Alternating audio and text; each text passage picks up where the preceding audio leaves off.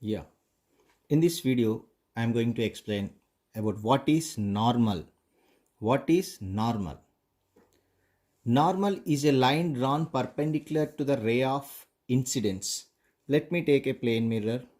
Let it is a mirror. Yeah. Here, I'm taking a ray of incidence. That means a light ray is I'm going to make a light ray to incident over here. Look at here, it is a light ray. It incidents at here, at this particular point. Is it clear to you?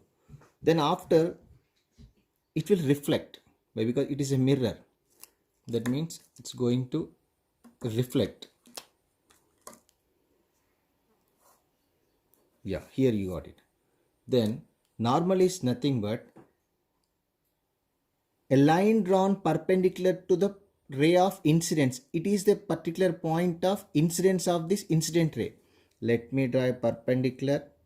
Yeah, it is a perpendicular. Is it clear to you? This line is called normal. What is normal? Normal is a line drawn perpendicular to the ray of incidence. Is it clear to you? This is normal.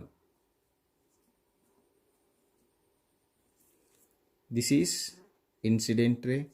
This is reflected ray.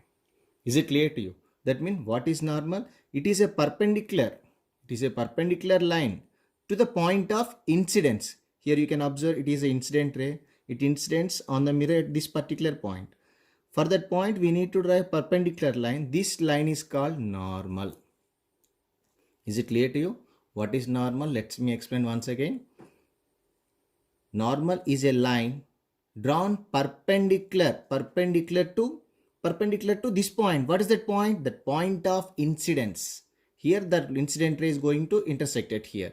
This is called point of incidence.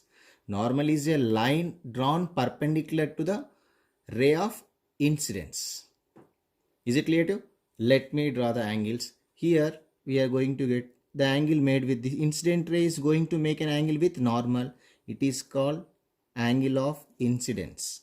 Angle of incidence. Here you can observe it is reflected ray. This ray is going to make an angle with this normal. This angle is called angle of reflection. Is it clear to you? What is angle of incidence? Angle of incidence is the angle made by the incident ray with normal. Is it clear to you? What is angle of incidence? The angle made by the incident ray with normal is called incident angle. Next, reflecting angle. Is it clear to you? Angle of reflection. What is angle of reflection? Same panda.